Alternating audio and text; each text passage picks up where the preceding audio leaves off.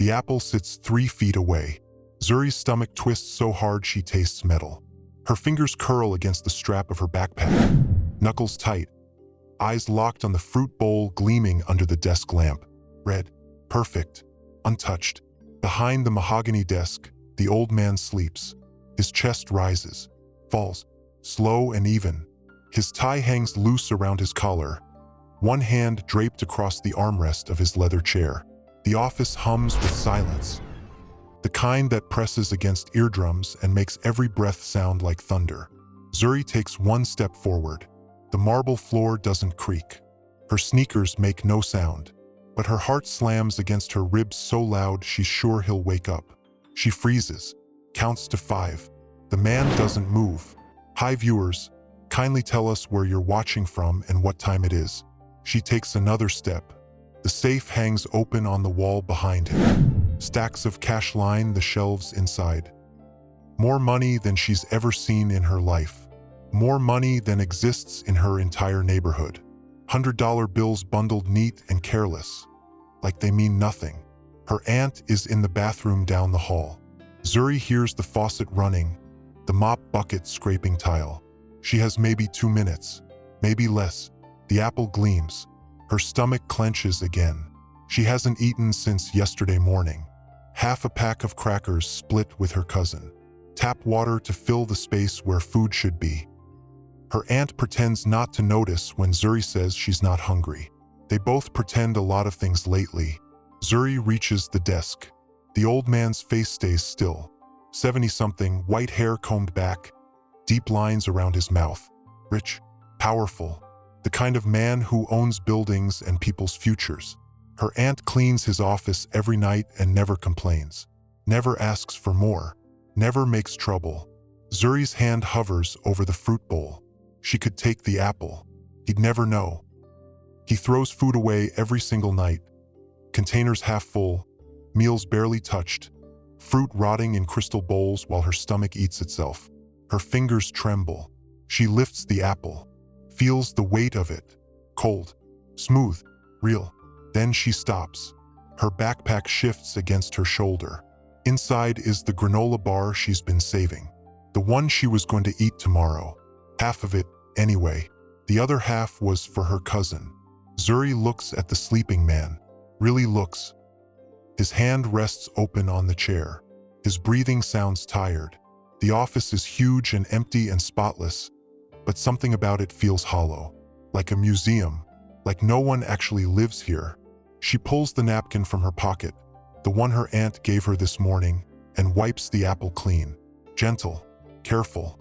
Then she tucks it into her backpack, her chest tight with something between shame and relief. But she doesn't walk away.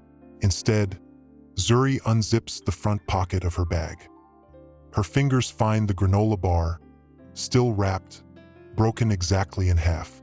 She takes one piece, places it on the desk beside the fruit bowl. Her voice comes out barely a whisper. Just in case you wake up hungry too. She steps back. The old man doesn't stir, doesn't open his eyes, doesn't move at all. Zuri turns toward the trash can by the wall. 3 containers sit on top, sealed, unopened, still cold from the catering delivery. Pasta, salad, soup, thrown away like garbage. She kneels down, stacks them quietly by the wall where her aunt will see them later, where maybe, if no one's watching, they can take them home. The faucet shuts off down the hall. Zuri straightens, adjusts her backpack. Her heart still pounds, but her hands have stopped shaking. When her aunt steps back into the office, Zuri is standing exactly where she was before. Small, quiet, invisible. Renetta doesn't ask questions. She just nods, picks up her cleaning cart, and moves toward the door. Zuri follows. She doesn't look back at the desk, doesn't see the old man's eyes open, doesn't see his hand clench against the armrest, doesn't see the way his breath catches, sharp and sudden, like something inside him just cracked wide open. Harlan Whitmore stares at the granola bar, at the apple missing from the bowl, at the containers stacked neatly by the wall. His jaw tightens, his pulse roars in his ears. 72 years old, and he thought he'd seen everything. Thought he knew exactly how people worked. Thought tests like this always ended the same way. He was wrong, and that terrifies him more than anything has in decades. What would you have done if you were in Zuri's place? Taken the money, the food, or left it all behind? Harlan grew up with nothing. Not the romantic kind of nothing people talk about at charity dinners. The real kind. The kind that leaves scars you can't see but never stop feeling. His father disappeared when Harlan was 6. His mother worked 3 jobs and still couldn't keep the lights on. He learned early that hunger makes you mean, makes you calculate, makes you see the world in terms of what you can take before someone takes from you first. By 16, he was working construction. By 25, he owned his first property. By 40, his name was attached to hospitals and office towers across the East Coast. He built an empire by trusting no one. His first wife drained his savings while smiling at him over breakfast. His brother forged his signature on loan documents, then blamed Harlan for being careless. Business partners stole. Employees lied. Even the charities he donated to turned out to be fronts, funneling money into offshore accounts. Trust died slowly in Harlan, and when it finally went, it took everything warm with it. So he started testing people. Job applicants, assistants, accountants, caregivers. He'd leave cash on his desk, watches in plain sight, wallets half open in coat pockets. Most people failed within a week. The ones who passed, he still didn't trust them, just watched them longer. Harlan sits in his office now, the granola bar still on his desk, and feels something he hasn't felt in 30 years. Shame. Not because the girl took the apple, because she left something behind. He replays the moment in his head, her hand hovering over the fruit. The way she wiped it clean before putting it in her bag. The whisper, so quiet he almost didn't hear it. Just in case you wake up hungry too. Harlan's throat tightens. He knows hunger, knew it as a kid, forgot it as an adult, and somewhere along the way convinced himself that poor people were just people who hadn't worked hard enough. But Zuri didn't ask for anything, didn't expect anything, didn't even take what she clearly needed without leaving something in return. That shouldn't be possible. Harlan presses his palms flat against the desk. The office smells like leather and expensive cologne and emptiness. He built this place to prove he'd made it, to prove he didn't need anyone. And tonight, a 9-year-old girl made him feel like a fraud. Across town, Zuri sits on the edge of a couch that sags in the middle. The apartment is small, 2 bedrooms for 5 people. Renetta, her son Deshaun, Zuri, and 2 cousins who share the 2nd bedroom. The walls are thin. The heat barely works. But it's clean, and Renetta makes sure it stays that way. Zuri unzips her backpack. The apple rolls into her palm. She stares at it. Her stomach growls, loud enough that her cousin Amara glances over from the kitchen. "You gonna eat that?" Amara asks. Zuri nods, but she doesn't bite into it. Not yet. Instead, she gets up, walks to the kitchen, and pulls a knife from the drawer. She cuts the apple into 6 pieces. Small, even, enough for everyone. Amara watches her. "You don't gotta do that." "I know. We ate already. Crackers aren't food." Amara's mouth twitches. Not quite a smile. She takes a slice. "You're weird, Zu." Zuri shrugs. Deshaun limps into the kitchen, his leg brace clicking against the linoleum. He's 12 but looks older. Medical bills swallowed everything after the accident. Insurance covered some of it. The rest buried them. He sees the apple slices. "Where'd you get that?" "The office." "Aunt Netta let you take food?" "She doesn't know." Deshaun frowns. "You can't be stealing, Zu." "I didn't steal it. It was gonna get thrown away." "Still stealing." Zuri's jaw tightens. She places a slice on a napkin and hands it to him. "Then don't eat it." Deshaun stares at her, then at the apple. Then he takes it.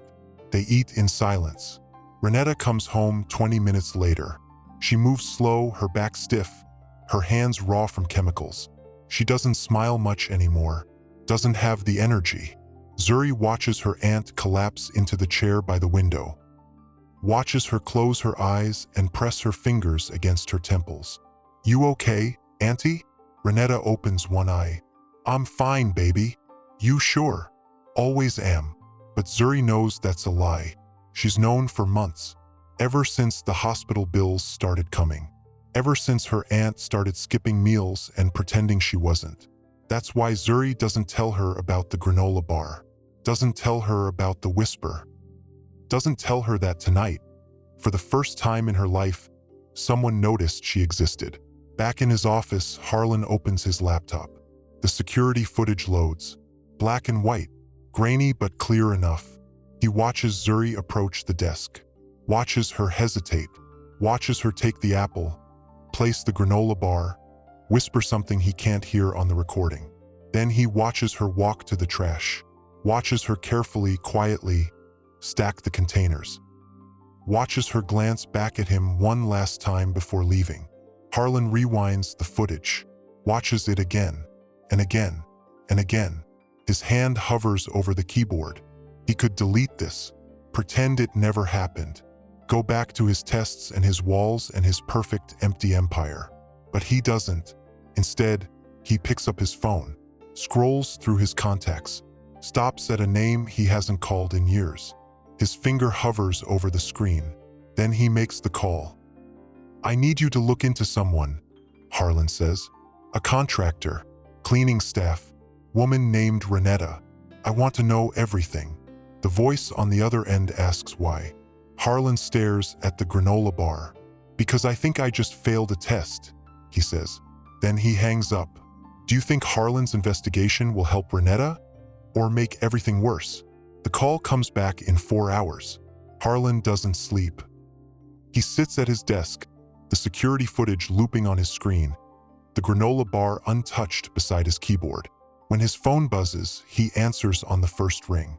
"Tell me." The voice on the other end belongs to Marcus Chun, a private investigator Harlan's used for years. Marcus doesn't waste time. Renetta Calhoun, 41, single mother. Son's name is Deshaun, 12 years old. Car accident 16 months ago left him with a fractured femur and nerve damage.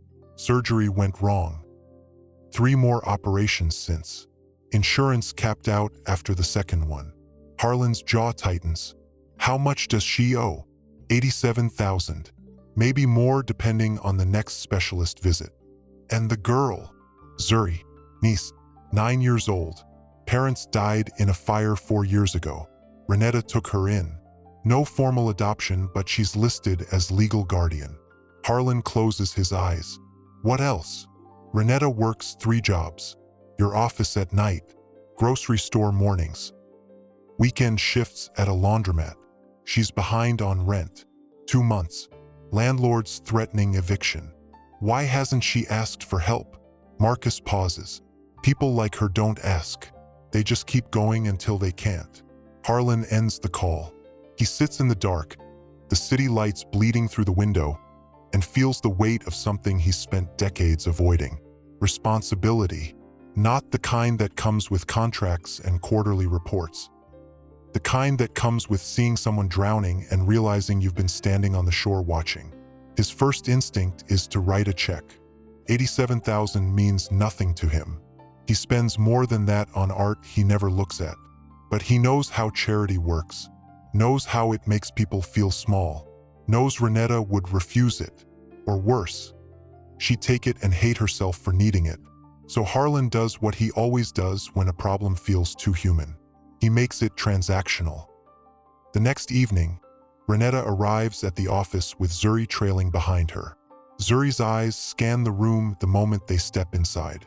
The desk, the fruit bowl now full again, the safe closed tonight. She doesn't look at Harlan directly, but he can feel her awareness of him. Sharp, careful. Renetta sets down her cleaning cart. Evening, Mr. Whitmore.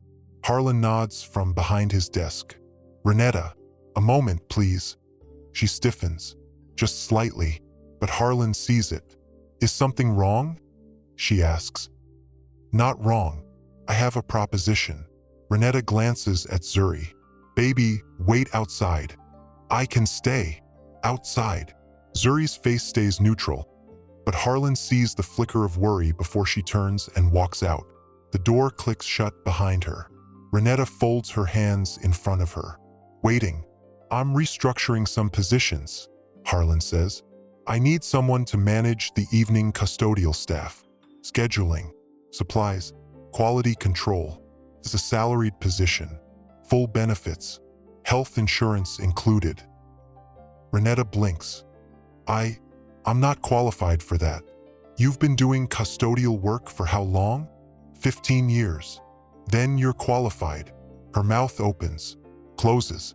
She shakes her head slowly. Mr. Whitmore, I appreciate the offer, but I don't need charity. This isn't charity. It's a job, one I need filled. You don't need me to. I do. Harlan's voice hardens. Not with anger, with certainty. You show up on time. You work efficiently. You don't complain. That's rare. I'm offering you a position because you've earned it. Renetta's eyes shine. She looks away, blinking fast. I don't know what to say. Say yes. She's quiet for a long moment. Then she nods. Yes. Thank you. Good. You start Monday. HR will handle the paperwork. Renetta wipes her eyes quickly, trying to hide it. Can I ask why? Harlan looks at the door, at the shadow of a little girl waiting on the other side. Because I don't like wasting potential, he says. It's not the truth. But it's close enough. Renetta leaves the office walking a little straighter. Zuri watches her aunt's face as they head toward the elevator. Something's different. Her aunt's shoulders aren't so tight. Her mouth isn't pressed into that thin line. What happened? Zuri asks. I got a promotion. Zuri's eyes widen. Really? Really? Does that mean? It means we're gonna be okay, baby. Zuri nods, but something twists in her chest.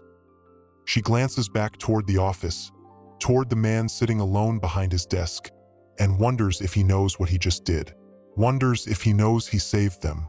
In his office, Harlan picks up the granola bar. It's stale now, probably inedible, but he doesn't throw it away.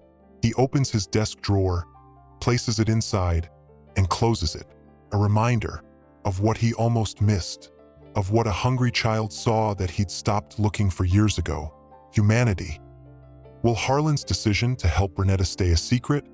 Or will someone discover what he's really up to? Bryce Halden notices everything. That's what makes him good at his job. Chief Financial Controller. The man who sees the numbers behind the numbers. The man who knows when something doesn't add up. And right now, something doesn't add up. He stands in the break room, coffee in hand, scrolling through payroll adjustments on his tablet. A new salary line appears under evening operations. Manager position, benefits package, created yesterday, for a janitor. Bryce's mouth tightens. He walks to Harlan's office without knocking. Harlan looks up from his desk. Bryce, we need to talk about staffing. I'm listening. Bryce sets the tablet on the desk, screen facing Harlan. You created a management position for custodial staff. I did, without consulting me. I don't need to consult you on every hiring decision. You do when it affects budget allocation. Bryce's voice stays level, professional, but there's an edge underneath. This position didn't exist last week. Now we're paying a salary plus benefits for someone who was making hourly before. What changed? I recognized value. In a janitor? In an employee? Bryce's jaw shifts. He picks up the tablet, swipes to another screen. Renetta Calhoun, 3 months behind on performance reviews. No formal education past high school. No management experience. And you're putting her in charge of a team. Yes, that's not how we operate. It's how I operate. The air in the office thickens. Bryce sets the tablet down carefully. You're making decisions based on emotion. I'm making decisions based on observation. You're compromising efficiency for sentiment. Harlan leans back in his chair. His face stays calm, but his eyes sharpen. Is there a point to this conversation, Bryce? The point is liability. Personal attachments lead to poor judgment. Poor judgment leads to mistakes. Mistakes cost money. Renetta isn't a mistake. Maybe not, but bringing her kid to work every night is. Harlan goes still. Bryce continues. I've seen the girl, sitting in the hallway, wandering around the office. This building handles confidential assets, legal documents, financial records. We can't have unauthorized minors. She's 9 years old.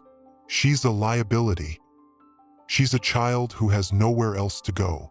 That's not our problem. Bryce straightens. If you want to help her, write a check to a charity. But don't compromise security because you feel bad. Harlan stands slowly. The movement is deliberate, controlled. Are you done? He asks. Bryce meets his gaze. I'm protecting your interests. Then protect them by leaving my staffing decisions alone. For a moment, neither man moves. Then Bryce picks up his tablet. Understood. But if this becomes an issue, I'll handle it. He walks out. Harlan stays standing, his hands flat on the desk, his pulse hammering in his ears. He knows what Bryce meant by handle it, and he knows he should have said something more, but he didn't, and that silence is the loudest thing in the room. That night, Zuri sits in the hallway outside Harlan's office. Her aunt is in a meeting with HR. Paperwork, insurance forms, things Zuri doesn't understand but knows are important. She pulls out her homework. Math problems. She's good at math. Numbers make sense. They follow rules. They don't lie. Footsteps echo down the hall. Zuri looks up. A man in a suit stands at the end of the corridor. Tall, white, glasses. He's staring at her. Zuri's stomach tightens. The man walks closer, stops a few feet away. You're the janitor's kid, he says. Zuri doesn't answer. Does your aunt know you're out here? She's in a meeting. That doesn't answer my question. Zuri closes her notebook. She knows. The man crouches down. His smile doesn't reach his eyes. What's your name? Zuri. Zuri. Pretty name. He tilts his head. You like it here? She nods. Good. But you know this isn't a place for kids, right? Zuri's throat tightens. She doesn't know what to say to that. There are rules, the man continues. Safety rules, legal rules, rules that keep everyone safe. Do you understand? She nods again. Good. He stands. Make sure your aunt understands too. He walks away. Zuri sits frozen, her hands gripping the edges of her notebook. She doesn't know who that man is, but she knows what he meant. You don't belong here. When Renetta comes out of the meeting, Zuri doesn't tell her about the man, doesn't want to cause trouble, doesn't want to be the reason her aunt loses the job she just got. So she stays quiet, the way she always does. In his office, Harlan reviews security footage from earlier. He watches Bryce approach Zuri in the hallway, watches the way the girl's body language shifts. Small, tense, guarded. Watches Bryce walk away with a smile that makes Harlan's blood go cold. He rewinds the footage, watches it again, and realizes something he should have seen sooner. Bryce isn't protecting the company. Bryce is protecting himself. What is Bryce really hiding? And how far we go to keep Zuri and Renetta out of his way? The email arrives at 6:47 a.m. Renetta stares at her phone, the words blurring together.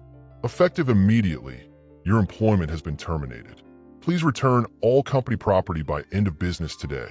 No explanation, no warning, no signature except HR's automated system. Her hands shake. Zuri is still asleep on the couch, curled under a thin blanket. Deshawn's brace clicks in the next room as he gets ready for school. The apartment smells like instant coffee and worry. Renetta reads the email again, then again. Her promotion lasted 4 days. She closes her eyes, breathes, tries to think, but all she can think is, what did I do wrong? By noon, she's sitting in the parking garage, boxes stacked in the trunk of her car. Cleaning supplies, uniform, ID badge. She didn't go upstairs, didn't ask questions, just packed her things and left. Because people like her don't get answers. They just get gone. Zuri finds her there an hour later. She skipped school, took the bus, used the money she'd been saving for lunch. Auntie, Renetta looks up. Her eyes are red but dry. She stopped crying 20 minutes ago. Baby, what are you doing here? I saw the email. On your phone this morning. Renetta's face crumples. Just for a second. Then she pulls it back together. It's okay. I'll find something else. But you just started. I know. Did you do something wrong? No. Then why? I don't know, Zuri. Renetta's voice cracks. I don't know.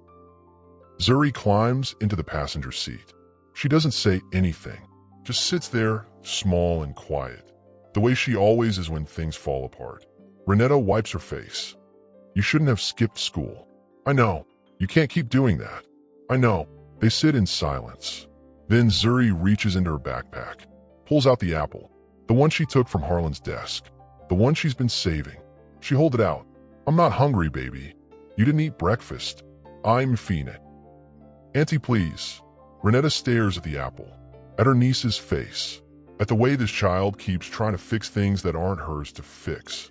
She takes the apple, doesn't eat it, just holds it. In his office, Harlan gets the notification at 1:15 p.m. Employment termination. Renetta Calhoun. His blood goes ice cold. He calls HR. Who authorized this? Mr. Halden, sir. Cost-cutting measure. Reverse it. I'm sorry, sir, but Mr. Halden indicated the decision was final. I don't care what he indicated. I created that position. I authorized the hire. Reverse it. Mr. Halden cited security concerns. Harlan hangs up. He's halfway to Bryce's office when he stops himself. Because he knows what this is. Bryce didn't fire Renetta because of budget cuts. He fired her because Harlan wouldn't. Because Harlan chose sentiment over efficiency. Because a 9-year-old girl made him feel something Bryce never could. Humanity. And Bryce punished them for it. Harlan turns around, walks back to his office, closes the door, opens his laptop, and starts digging. If Bryce wants a war, Harlan will give him one. But he'll do it the way he always does, by finding the truth. That night, Zuri comes back to the building alone. She waits outside the main entrance, her backpack clutched tight, her breath fogging in the cold. Security tries to send her away. Then Harlan steps out of the elevator. Let her through. The guard hesitates. Sir, she's not authorized. I'm authorizing her. Now, Zuri walks inside. Harlan leads her to his office without a word. When the door closes, she reaches into her backpack, pulls out the apple, the same one Renetta never ate, and the other half of the granola bar. I brought them back, Zuri says quietly. I thought you might need them. Harlan stares at her, at this child who's lost everything and still thinks about what other people need. Why did you come here? He asks. Because you looked lonely. His throat tightens. Your aunt was fired. Do you know why? Zuri nods. Because of me. No, not because of you. The man in the hallway said. What man? Zuri describes him. Tall, glasses, suit. Harlan's hands curl into fists. That man was wrong, Harlan says. You didn't cause this. Then who did?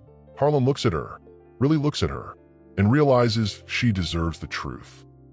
Someone who's afraid of what happens when people care about each other, he says. Zuri's eyes fill with tears, but she doesn't cry. Can you fix it? Harlan's jaw tightens. Yes. Promise. You shouldn't make promises to children, but he does anyway. I promise. Will Harlan keep his word, or will Bryce destroy everything before the truth comes out? The bank records don't lie. Harlan's eyes scan the screen, line after line of transactions that shouldn't exist. Transfers, routing numbers, offshore accounts buried under shell companies with names that mean nothing, all traced back to one person, Bryce Halden. It's 2:47 a.m. Harlan hasn't left his office in 6 hours.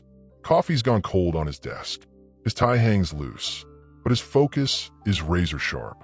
$300,000, maybe more, siphoned over 18 months through fake vendor contracts and inflated expense reports. Small enough amounts that audits miss them, large enough that it adds up to theft. Harlan's jaw tightens. He pulls up another file. Personnel records. Renetta's termination sits at the top, approved by Bryce, flagged as security risk. But there's more. 7 other firings in the past 2 years. All custodial staff. All people who worked evening shifts. All people who might have seen something they shouldn't. Harlan leans back in his chair. Bryce didn't fire Renetta because of Zuri. He fired her because she was there. Every night, in the office, near the files, near the records. A witness he couldn't control. Harlan picks up his phone, calls Marcus.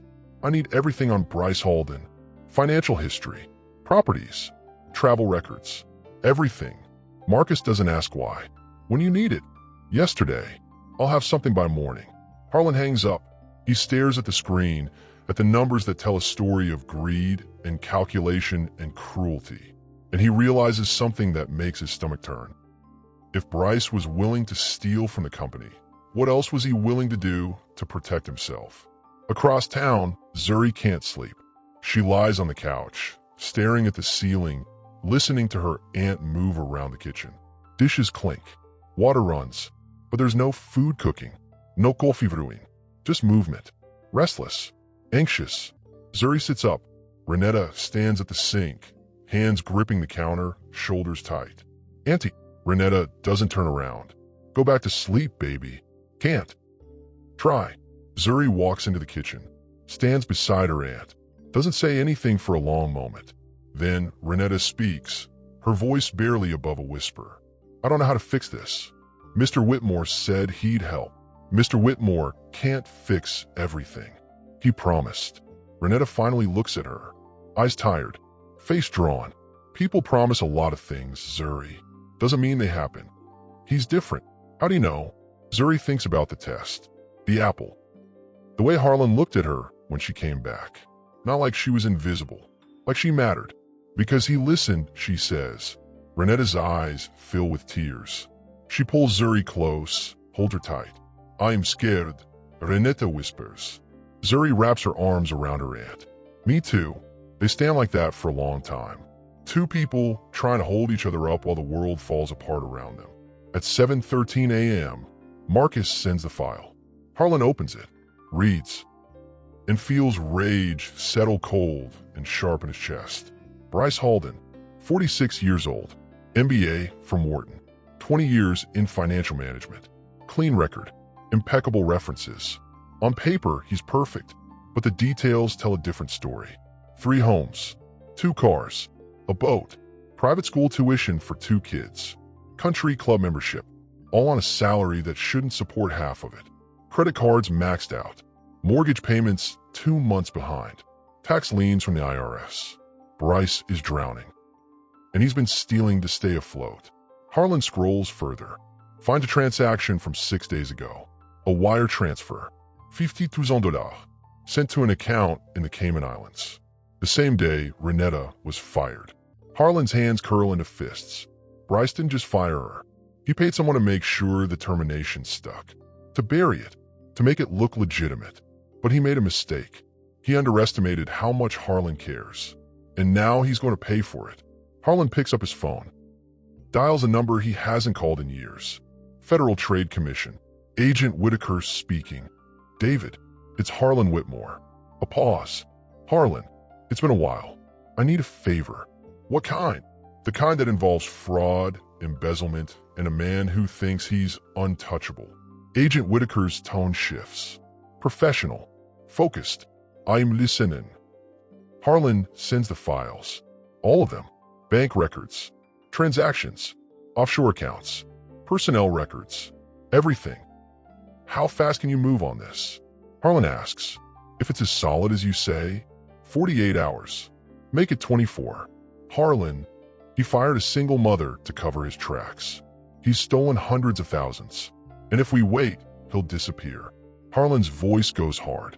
I want him in handcuffs before he realizes what's happening.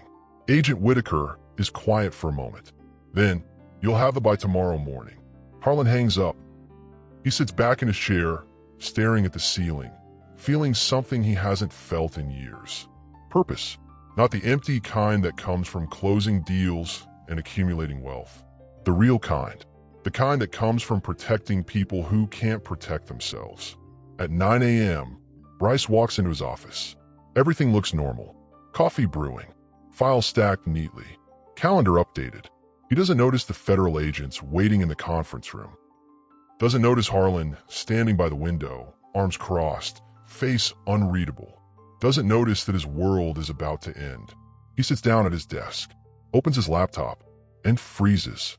The screen shows a single message. Federal investigation in progress. Do not attempt to access financial records or leave the premises. Bryce's heart slams against his ribs. He looks up. Harlan stands in the doorway. Morning, Bryce. Bryce's mouth goes dry. What's going on? Justice. Two agents step into the office. Badges out. Faces professional. Bryce Halden, you're under arrest for embezzlement, wire fraud, and obstruction of justice. Bryce stands, hands shaking. This is a mistake. No mistake. Agent Whitaker steps forward. We have bank records, transaction histories, offshore accounts, all tied to you. Bryce's face goes pale. He looks at Harlan. You did this. No. Harlan's voice stays calm. Cold. You did this. I just made sure you couldn't hide anymore. The agents cuff him, read him his rights, walk him out of the office while employees stare. Bryce doesn't fight, doesn't yell, just walks, shoulders slumped, face blank. A man who thought he was untouchable realizing he never was. Harlan watches him go, feels nothing, no satisfaction, no triumph, just exhaustion, and the knowledge that this isn't over yet. Because Renetta still doesn't have her job back. Zuri still thinks she caused this, and Harlan still has promises to keep. He pulls out his phone, dials Renetta's number. She answers on the third ring. Hello, it's Harlan Whitmore. Can you come to my office today? A pause. Mr. Whitmore, I don't think. Please, there's something you need to see. Another pause. Then, okay. Harlan hangs up, looks out the window at the city below, and realizes something that scares him more than anything. He's not doing this because it's good for business. He's doing it because it's right. And for the first time in decades, that's enough. Will Renetta trust Harlan again? Or has too much damage already been done? Renetta walks into the building at 2 p.m. Her hands shake. Her stomach twists. She doesn't know why she's here. Doesn't know what Harlan wants. But she came anyway. Security waves her through. No questions. No chassid. That's the first sign something's different. The elevator ride feels like it takes forever. When the doors open, Harlan's assistant is waiting. MS. Calhoun, Mr. Whitmore is expecting you. Renetta follows her down the hall, past offices where people work quietly, past conference rooms with closed doors, past the place where Bryce humiliated her 4 days ago. She stops walking. I can't do this. The assistant turns. Her face is kind. You can, and you should. Why? Because he's been waiting for you. Renetta's throat tightens, but she keeps walking. When she reaches Harlan's office, the door is open. Harlan sits at his desk. Older, tired, but his eyes are clear. Come. Renetta steps inside. The door closes behind her. Why am I here? She asks. Because I owe you an apology. She blinks. For what? For not protecting you. Harlan stands, moves around the desk. Bryce Halden fired you to cover his crimes. He's been stealing from his company for 18 months. You were fired because you were a witness, because you worked nights, because you saw things that could have exposed him. Renetta's legs go weak. She sits down hard in the chair. I didn't see anything. He didn't know that, and he wasn't willing to take the chance. So this wasn't about Zuri? No. Renetta's hands cover her face.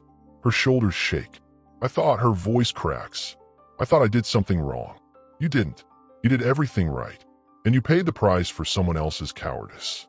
She looks up, eyes red. Where is he now? Federal custody. He'll be charged by the end of the week.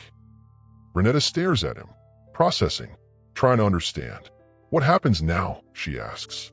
That depends on you. What do you mean? Harlan opens a folder on his desk, slides it across to her. Your position is still available. Same salary, same benefits, retroactive pay for the days you missed. Renetta looks at the contract, at the numbers, at her name typed neatly at the top. You want me to come back? I want you to have what you earned. She shakes her head slowly. I don't understand why you're doing this. Harlan hesitates. Then he opens his desk drawer, pulls out the granola bar. Stale, wrapped, untouched. Renetta's breath catches. Your niece left this on my desk, Harlan says.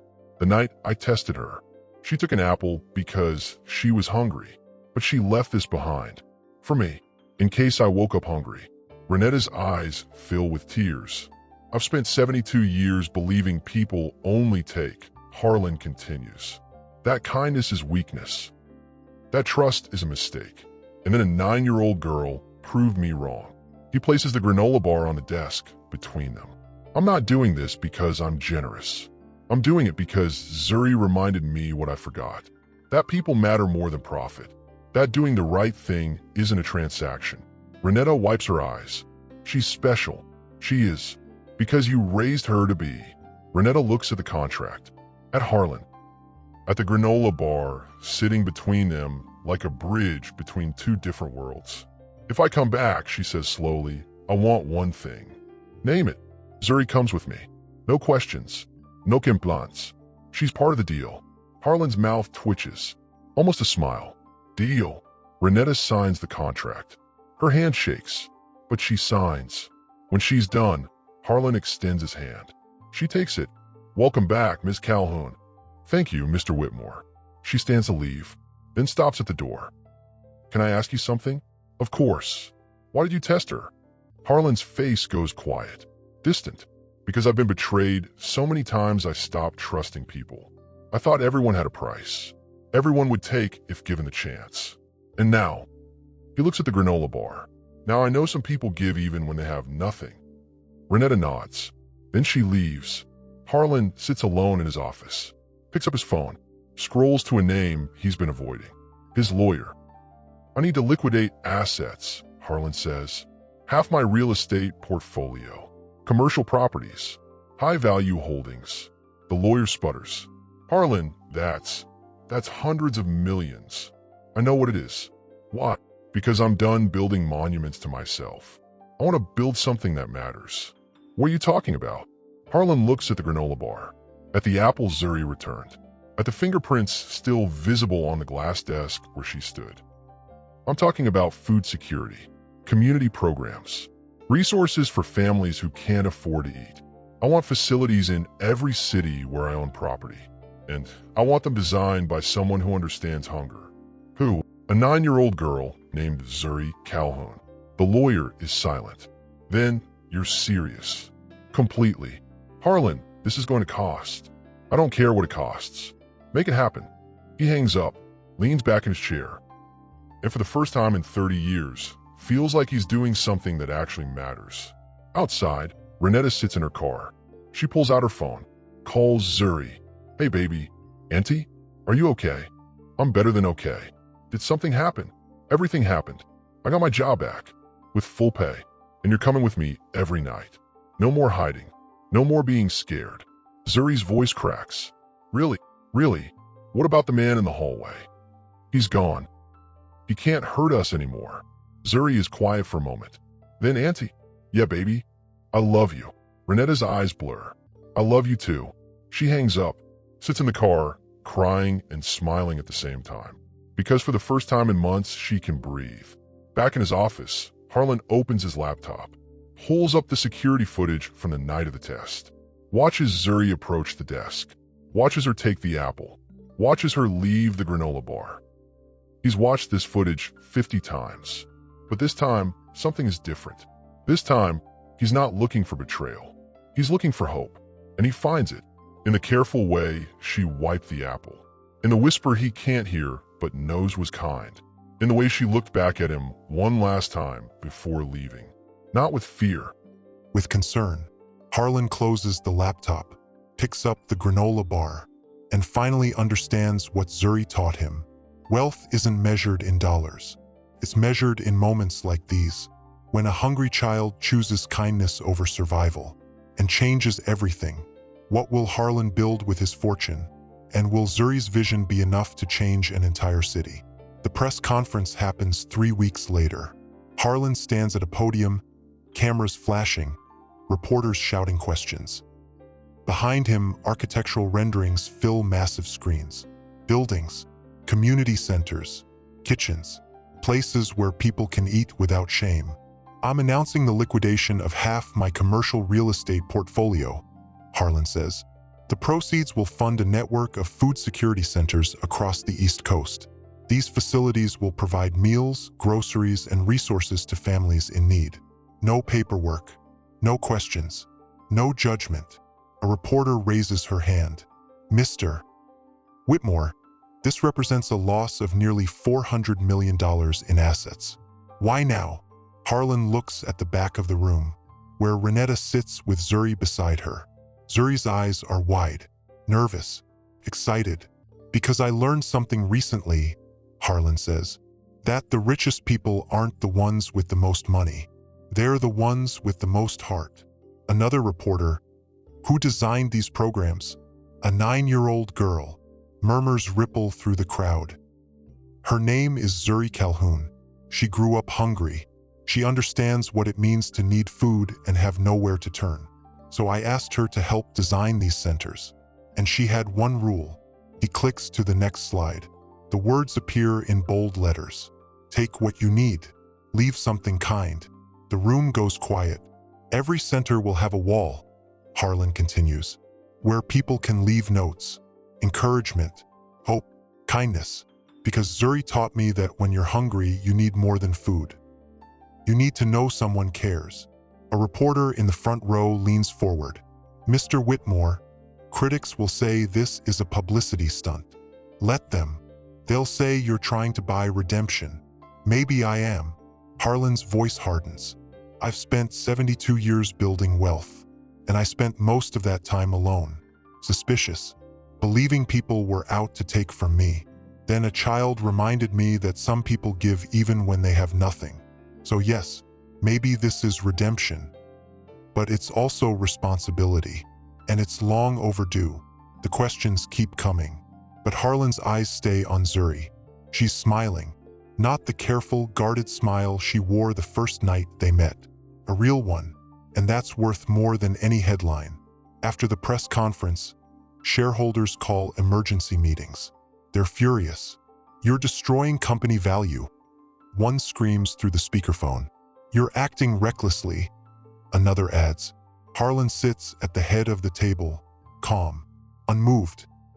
I'm acting like a human being, he says. You're a CEO. Your responsibility is to the bottom line. My responsibility is to do what's right. That's not how business works. Then maybe business needs to change. The room explodes. Arguments, accusations, threats of lawsuits. Harlan lets them yell. When they finally quiet down, he speaks. I've made this company billions. I've never missed a quarter, never failed to deliver returns. So when I say I'm using my money to feed people, you don't get to tell me I'm wrong. You'll regret this, one shareholder hisses. No, Harlan's voice goes cold. I regret waiting this long. He stands, walks out, leaves them shouting behind him. Outside, Zuri waits with Renetta. Are they mad? Zuri asks. Very. Because of me? No, because of themselves. Harlan kneels down so he's eye level with her. They're afraid of what it means when someone chooses people over profit. But you know what? What? They'll get over it. Or they won't. Either way, we're building those centers. Zuri's face breaks into a grin. Harlan stands, looks at Renetta. You ready to change the world? Renetta laughs, tired, hopeful. I think we already did.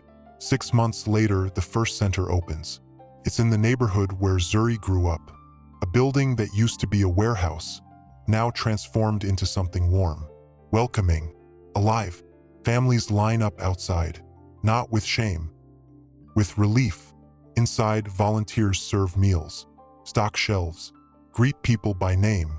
The kindness wall is already full.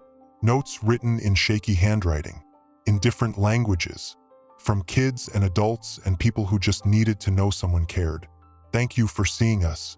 I can feed my kids tonight. You saved my life. Zuri walks through the space, Harlan beside her. It's perfect, she whispers. You designed it. You built it. We built it. Harlan corrects. Together. They reach the wall. Zuri runs her fingers over the notes, reading, smiling. Then she pulls out a marker. Write something in careful letters. Take what you need. Leave something kind. And remember, you matter. She steps back. Harlan reads it, feels his throat tighten. That's beautiful, Zuri. It's true. He nods, can't speak for a moment. Then Zuri looks up at him. Mr. Whitmore? Yeah. Thank you for listening. Harlan crouches down, looks her in the eyes. Thank you for teaching me how. They stand together in front of the wall. Two people from completely different worlds, connected by a granola bar and an apple and a whisper in the dark. By the belief that kindness isn't weakness. It's the strongest thing there is. Outside, reporters gather. The center's opening is national news. Stories run on every channel. But Harlan doesn't do interviews, doesn't take credit. Just watches families walk through the doors and knows he finally did something that matters. Bryce Halden watches from a cell 200 miles away. The news plays on a TV mounted in the corner. He sees Harlan, sees the center, sees Zuri standing beside him, and he feels nothing but emptiness. He thought he was protecting himself, thought money was the answer, thought people like Renetta and Zuri didn't matter. And now he's the one who doesn't matter, the one forgotten. While they build something that will outlast all of them. Back at the center, Zuri finds her aunt in the kitchen. Renetta's directing volunteers, checking inventory, making sure everything runs smooth. Auntie, Renetta turns. Hey, baby, you okay? Yeah. Zuri pauses. Do you think Dad and Mom would be proud? Renetta's eyes fill with tears. She pulls Zuri close. Baby, they'd be so proud they'd be shouting it from heaven. Zuri hugs her tight. And for the first time since the fire, she feels like maybe, just maybe, everything's going to be okay. Will Harlan's vision spread beyond one city? Or is this just the beginning of something even bigger? The phone calls start within days. Mayors, governors, community leaders from across the country, all asking the same thing. Can you bring this to our city? Harlan sits in his office, fielding calls, taking notes. The demand is overwhelming. 50 cities, 100, more every day. He can't do it alone, so he doesn't. He calls Renetta into his office. Zuri comes too. I need your help, he says. Renetta raises an eyebrow. With what? Expansion. We've been asked to open centers in 30 cities by the end of the year. I can't manage that alone. I need someone who understands operations. Someone who knows what these communities need. Renetta stares at him. You want me to run this? I want you to lead it. Full title, Chief Operations Officer. Salary commensurate with the role. Harlan, Mr. Whitmore. He corrects with a small smile. At least in front of the board. Renetta laughs, then stops. I don't have the education for this. You have something better. You have experience. You've lived what these people are living. You know what they need because you've needed it too. Renetta looks at Zuri. Zuri nods. Do it, Auntie. Renetta takes a breath. Then she says yes. Within 3 months, 10 more centers open. Each one designed with input from the community. Each one staffed by local people. Each one carrying the same message. Take what you need. Leave something kind. The media can't get enough. Stories run constantly. Feel-good segments. Human interest pieces. Profiles on Harlan and Renetta and Zuri. But not everyone is happy. Competitors see it as a threat. Politicians see it as a statement. Critics call it unsustainable. You can't feed the world, one economist says on a talk show. Harlan's response is simple. I'm not trying to feed the world. I'm trying to feed the people right in front of me. And if everyone did that, maybe the world would feed itself. The quote goes viral. Memes, t-shirts, hashtags. Suddenly, Harlan Whitmore isn't just a millionaire. He's a symbol of what happens when wealth meets compassion, when power chooses people. But the real change happens quietly, in the centers themselves. Families who come in hungry leave full. Kids who felt invisible feel seen. Parents who felt like failures feel hope. And slowly, the culture shifts. People start leaving more than notes on the kindness wall. They leave donations, volunteer hours, job opportunities, One woman leaves her business card with a note. Hiring. No experience required. Just show up. A man leaves his truck keys. Free deliveries for anyone who needs food transported. A teenager leaves a hand-drawn picture. You saved my mom's life. Thank you. The centers become more than food banks. They become community hubs, places where people connect, where loneliness meets belonging, where desperation meets hope. And it all started with a hungry girl and a granola bar. On a Sunday evening, Harlan invites Renetta and Zuri to his house for dinner. It's the first time they've seen where he lives. The house is massive, cold, immaculate. Zuri walks through the halls, eyes wide. You live here alone? She asks. I do. Isn't it lonely? Harlan stops walking, looks at her. Yes. Zuri nods, like she understands. At dinner, they sit at a table meant for 12. Just the three of them. The food is catered. Expensive. Perfect. But Zuri notices something. Harlan's not eating. Mr. Whitmore? He looks up. Yes. You okay? He smiles. Sad. Tired. I'm fine. You sure? He sets down his fork. Can I tell you something? Okay. I used to eat alone every night. In this house. At this table. Surrounded by things I thought mattered. And I convinced myself I was happy. Zuri watches him. But I wasn't, Harlan continues. I was empty. And I didn't even realize it until you showed me what it looks like to be full. Renetta reaches across the table, takes his hand. You're not alone anymore, she says. Harlan's eyes shine. He squeezes her hand. No, I'm not. They finish dinner together, laughing, talking, sharing stories. And for the first time in decades, Harlan's house feels like a home. After dinner, Zuri pulls out a folder. I made something, she says. What is it? Harlan asks. She opens it. Inside are drawings, plans, ideas.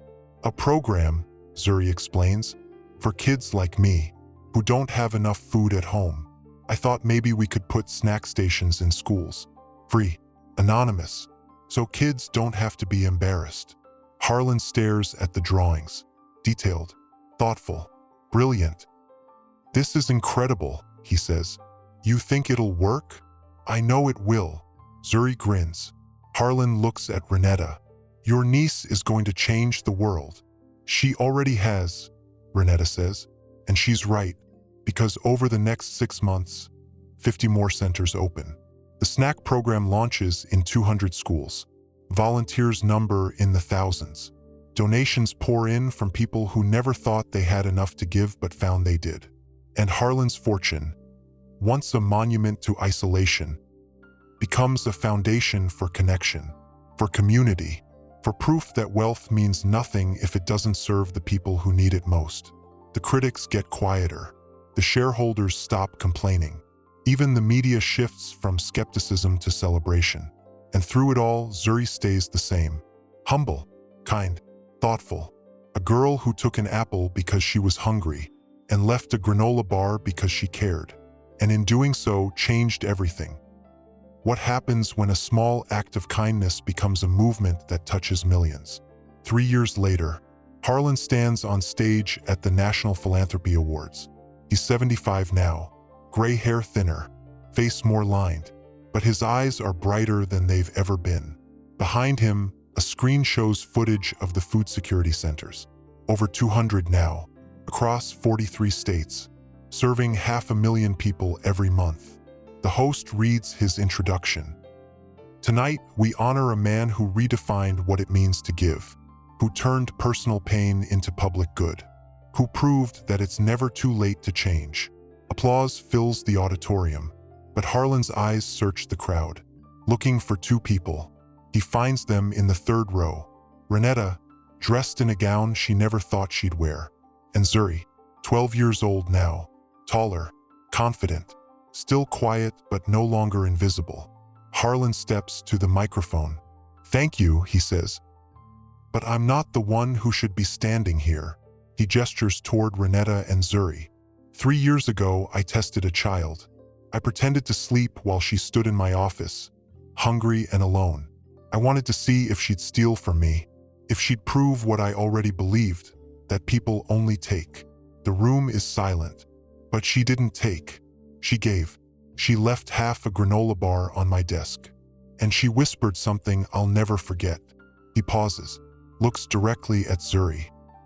She said, "Just in case you wake up hungry too." Tears fill his eyes. That moment changed my life, because Zuri reminded me that poverty doesn't make people greedy. It makes them generous. That hunger doesn't kill compassion. It deepens it. He wipes his face. So this award isn't mine. It's hers, and her aunt's, and every single person who walks into our centers and chooses to leave something kind behind. The crowd stands. Applause thunders through the room. Zuri's face turns red, but she's smiling. After the ceremony, they stand together outside. Cameras flash. Reporters shout questions, but Harlan ignores them. He kneels down in front of Zuri one last time. "I have something for you," he says. He pulls out an envelope. Zuri opens it. Inside is a scholarship, full ride, any university she chooses, plus a trust fund to support her through graduate school if she wants. "Mr. Whitmore, you earned it. Every penny." Zuri throws her arms around him. Harlan holds her tight, feels her tears soak through his jacket. "Thank you," she whispers. "No, Zuri, thank you." When they pull apart, Renetta is crying too. "You've given us everything," she says. "You gave me something I thought I'd lost," Harlan replies. "Hope." They stand together as the sun sets. A millionaire, a single mother, a 12-year-old girl. Three people who never should have crossed paths, but did, and built something beautiful. Inside the venue, Harlan's lawyer approaches with paperwork. "The board wants to know your succession plan," he says. Harlan doesn't hesitate. "Renetta Calhoun." The lawyer blinks. "Are you serious?" "Completely. She understands this work better than anyone. She's earned it." "But..." "No buts. Make it official." The lawyer nods, walks away shaking his head. Harlan smiles. At 75, he's finally learning to let go, to trust, to believe that the best thing he can do is step aside and let the people who actually understand suffering lead the way. That night, back at his house, no longer empty, now filled with photos of the centers, thank you cards from families, drawings from kids, Harlan sits in his study. The granola bar still sits on his desk, preserved in a small frame, a reminder of the night everything changed. He picks it up, holds it, and remembers the scared little girl who gave when she had nothing. His phone rings. "Zuri." "Mr. Whitmore?" "Hey, kiddo. I just wanted to say thank you for everything." "You don't have to keep thanking me, Zuri." "I know, but I want to." Harlan smiles. "How are you feeling?" "Scared, excited, grateful." "That's exactly how you should feel." "Mr. Whitmore?" "Yeah. Do you think we made a difference?" Harlan looks at the wall covered in letters from people whose lives changed because of a granola bar and an apple. "I know we did." "Good." Zuri pauses. "Because I want to keep going." "Keep going?" "Yeah, there's so much more to do. So many more people who need help." Harlan's throat tightens. "Then we'll keep going. Together. Promise." "Promise." They hang up. Harlan sits in the quiet and realizes something profound.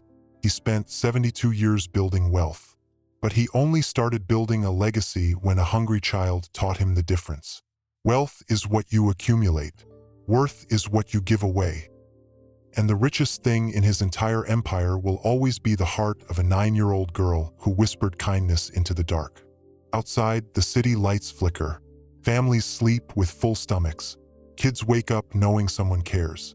And somewhere, in a neighborhood that used to feel forgotten, a mother and daughter sit at their kitchen table, eating together, laughing, planning for a future that finally feels possible. Because a millionaire pretended to sleep, and a hungry girl chose kindness.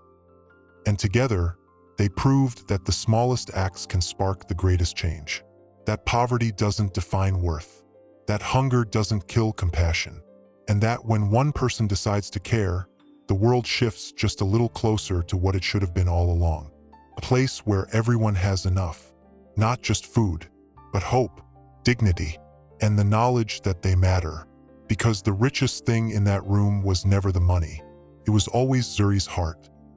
And now, 3 years later, that heart beats in 200 centers, in thousands of volunteers, in millions of meals served with kindness. Proving once and for all that wealth without compassion is just numbers on a screen. But compassion with action? That changes everything. 5 years later, Zuri stands in front of her high school, cap and gown perfectly straight, valedictorian medal hanging around her neck.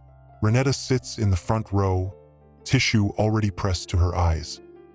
Deshaun beside her, his leg brace finally gone after the last surgery, paid for by the health insurance that came with Renetta's position.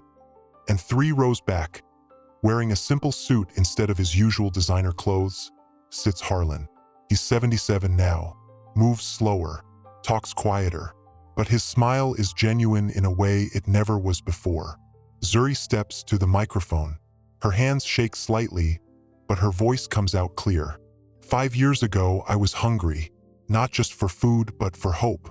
I didn't think anyone saw me, didn't think I mattered. I was just a kid standing in a room full of wealth, trying to survive. She looks directly at Harlan.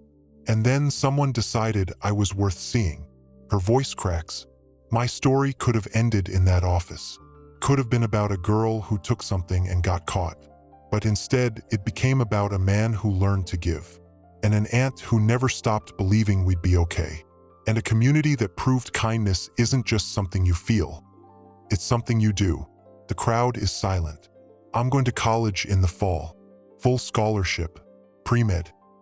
Because I want to help people the way we've been helped. I want to see people the way someone finally saw me. She pauses, swallowing hard. So to everyone watching who feels invisible, you're not. To everyone who thinks they're too small to make a difference, you're wrong.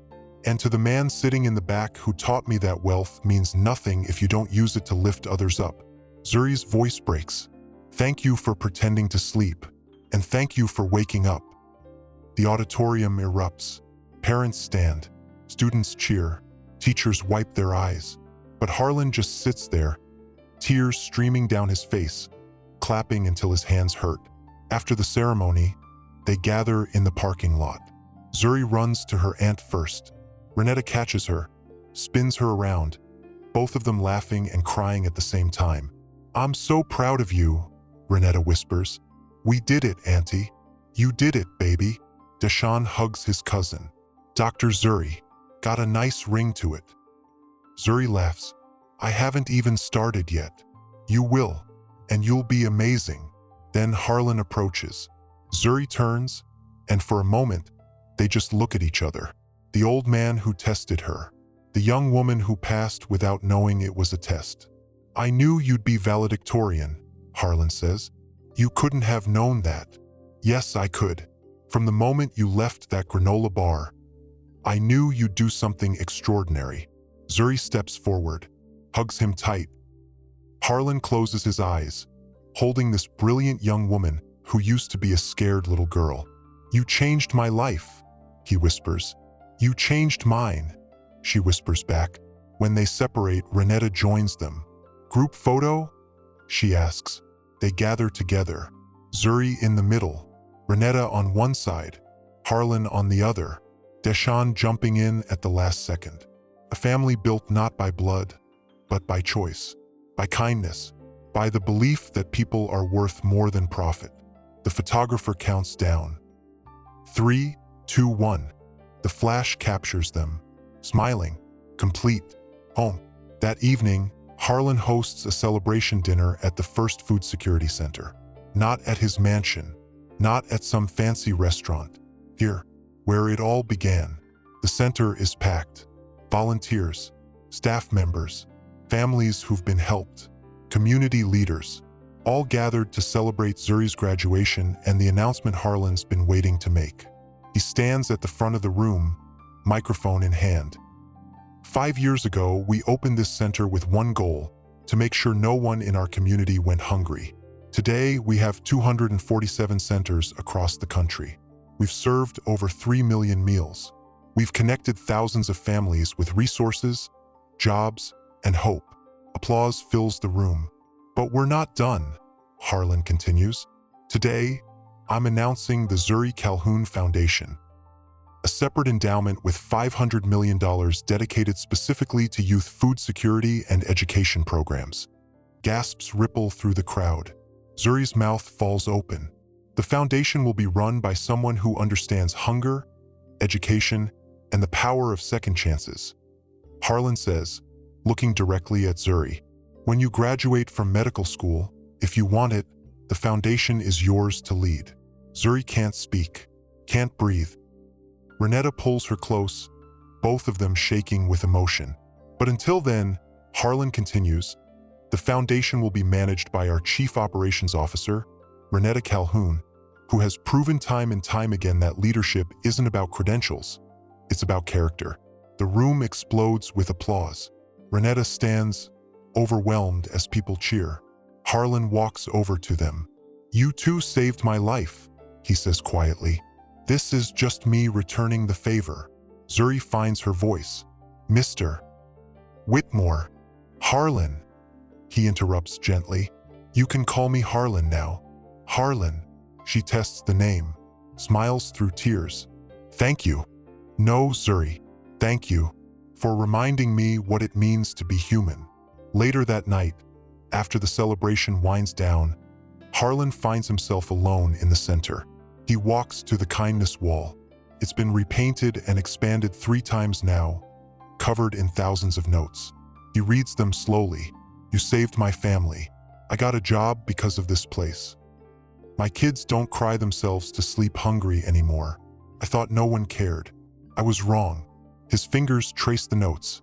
Then he pulls out a marker, writes his own message for the first time. I was rich and empty. Then a child taught me that the greatest wealth is a generous heart. Thank you for teaching me how to live. HW. He steps back, looks at the wall, at the proof that one act of kindness can multiply into millions. Behind him, a voice speaks. You're going to make me cry again. He turns. Zuri stands in the doorway, still in her cap and gown. Couldn't sleep? He asks. Too excited. She walks over, stands beside him. I keep thinking about that night, when I took the apple. So do I. I was so scared. I know. But you weren't really sleeping, were you? Harlan shakes his head. No. Why did you test me? He's quiet for a long moment. Because I'd forgotten what goodness looks like. I'd been hurt so many times that I expected everyone to hurt me. And I thought if I could prove people were selfish, it would justify my own isolation. But I didn't steal. No, you gave. He looks at her. You took something you desperately needed, and you still left something behind. That broke me, Zuri. In the best possible way. Zuri nods slowly. Can I tell you something? Of course. That night, when I left the granola bar, I did it because you looked sad. Even sleeping, you looked lonely. And I thought maybe if you woke up and saw someone cared, you'd feel less alone. Harlan's throat closes. I did feel less alone, he whispers. For the first time in 30 years, I felt seen. They stand together in front of the wall. 2 people who found each other in the dark and built something that lights up the world. Harlan, yeah, I'm glad you tested me. He smiles. So am I. But I'm more glad you failed. Harlan laughs. A real laugh. Deep and genuine. Me too, Zuri. Me too. They walk out of the center together, into a future neither of them could have imagined. But both of them earned. One more chapter remains, where we see the legacy that changed generations. 10 years later, Dr. Zuri Calhoun walks through the halls of the medical center bearing her name. The Calhoun Whitmore Medical Complex, a state-of-the-art facility offering free healthcare to underserved communities. She's 27 now, finished medical school with honors, completed her residency in pediatrics, and returned home to serve the community that raised her. Her white coat has her name embroidered on it, but underneath she wears a small pin, a tiny apple and a granola bar, a reminder of where she came from, She stops at the pediatric ward, checks her charts, sees her first patient of the day, a little boy, 8 years old, thin, quiet, eyes that have seen too much. His mother sits beside the bed, exhausted. Zuri recognizes that look immediately. She's worn it herself. "Hi," Zuri says softly, kneeling beside the boy. "I'm Dr. Calhoun. What's your name?" "Marcus." "Marcus, that's a strong name." She checks his vitals gently. "Your mom says you've been feeling sick?" He nods. "When's the last time you ate?"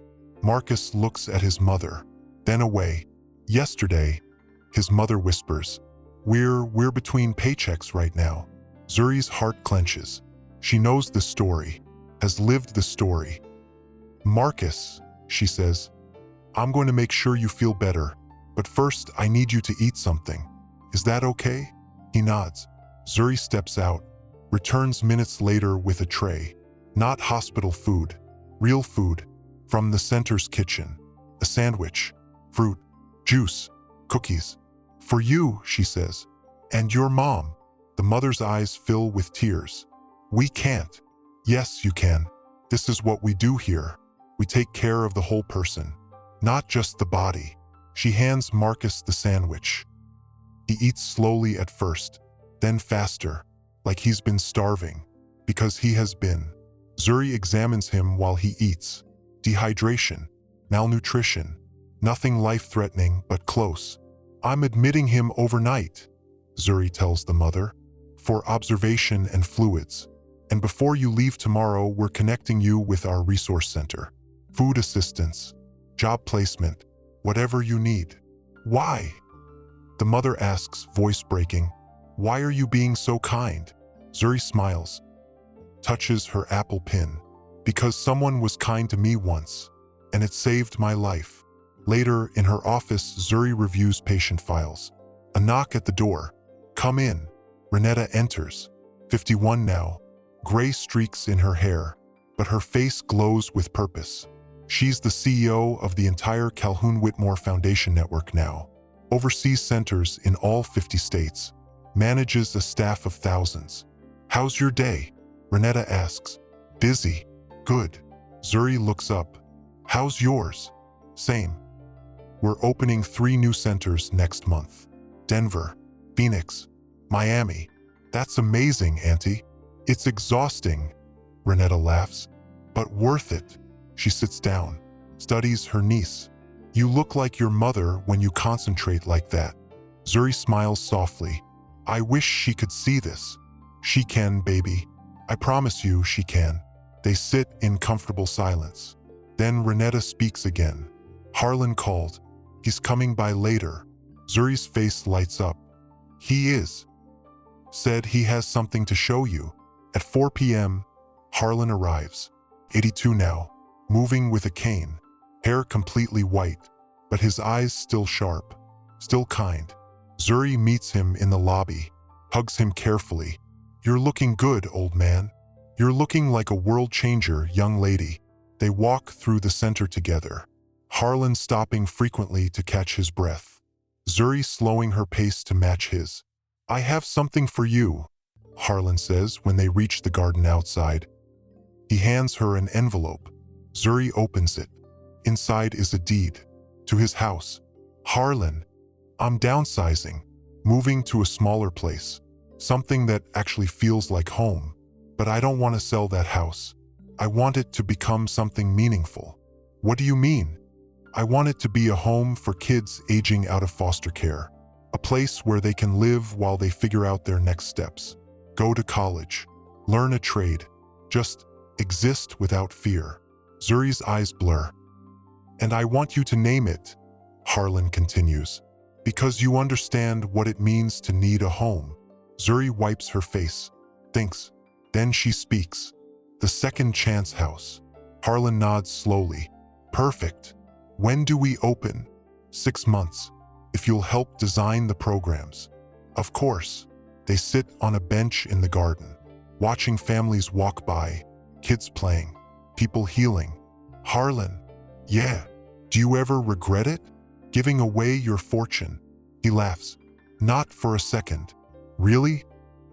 Zuri, I spent 72 years collecting things. Things that didn't love me back, didn't need me, didn't change me. He looks at her. Then you showed me what it means to invest in people. And I've been richer ever since. You gave me everything. No. His voice gets firm. You earned everything. I just opened doors. You walked through them. Zuri leans her head on his shoulder. Thank you for seeing me. Harlan pats her hand. Thank you for teaching me how to look. That evening, the entire family gathers for dinner. Renetta, Deshawn, now a physical therapist working at the medical center. His wife and 2 kids, Zuri, Harlan, and dozens of staff members from the centers. Volunteers, families they've helped who've become friends. The dining hall is loud, chaotic, full of laughter and conversation and life. Harlan sits at the head of the table, not because he demanded it, but because they insisted. He looks around at the faces, the joy, the connection, and realizes this is what he was searching for his entire life. Family, not built by blood or obligation, but by choice and kindness and the radical belief that people are worth fighting for. Someone taps a glass. Renetta stands. I want to say something, she announces. The room quiets. 12 years ago, I was cleaning offices at night, trying to survive. My son needed surgery we couldn't afford. My niece was going to bed hungry. I thought we were out of options. Her voice shakes. Then a man decided to see us as people, not problems. He gave us jobs, dignity, hope, and he taught us that wealth isn't about what you have. It's about what you share. She looks at Harlan. So thank you, Harlan, for pretending to sleep and for waking up to what really matters. The room erupts in applause. Harlan stands slowly, raises his glass. I'm not a speech person, never have been, but I'll say this. He looks at Zuri. The best investment I ever made was believing in a hungry child who left a granola bar on my desk. Everything else, every center, every program, every life changed, flows from that one moment of kindness. His voice cracks. So here's to Zuri and Renetta and everyone in this room who proves every single day that compassion is stronger than greed, that community is richer than isolation, and that the smallest acts of kindness can change the entire world. They raise their glasses. To kindness, someone shouts. To second chances, another adds. To family, Zuri says, looking around the room. To family, they all echo. And as they drink and laugh and celebrate, Harlan feels something he's never felt before. Complete. Not because he's wealthy, but because he's loved. Not because he succeeded, but because he finally learned what success actually means. It's not the buildings you own. It's the lives you touch. It's not the money you make. It's the hearts you change. And sitting here, surrounded by people who exist because one hungry girl chose kindness over desperation, Harlan knows he finally got it right. After 72 years of getting it wrong, he finally understands that the richest thing in that room 12 years ago was never the cash in his safe. It was Zuri's heart. And now, that heart beats in hundreds of centers, thousands of volunteers, and millions of people who've been fed, healed, and seen. Proving once and for all that one moment of kindness can echo across generations. That wealth without purpose is just numbers. But compassion with action? That's forever. That night, as people leave, Zuri finds the kindness wall in the center. She pulls out a marker, writes one final message. To the person reading this, you matter. Your story isn't over. And someone somewhere is rooting for you. Take what you need. Leave something kind. And know that small acts create big change. With love, Dr. Z. She steps back, smiles, and walks out into the night, ready to change more lives. Because that's what you do when someone sees you when you're invisible. You spend the rest of your life making sure no one else feels unseen. And that's exactly what Zuri Calhoun does, every single day, for the rest of her life. Thank you for watching the story of hope, transformation, and the power of kindness. If this touched your heart, Please subscribe and turn on notifications so you never miss another inspiring story. Share your thoughts in the comments below. Your words might be exactly what someone needs to hear today. Let's continue spreading kindness together, one story at a time. Remember, you have the power to change someone's life. Sometimes all it takes is seeing them. Until next time, keep choosing kindness.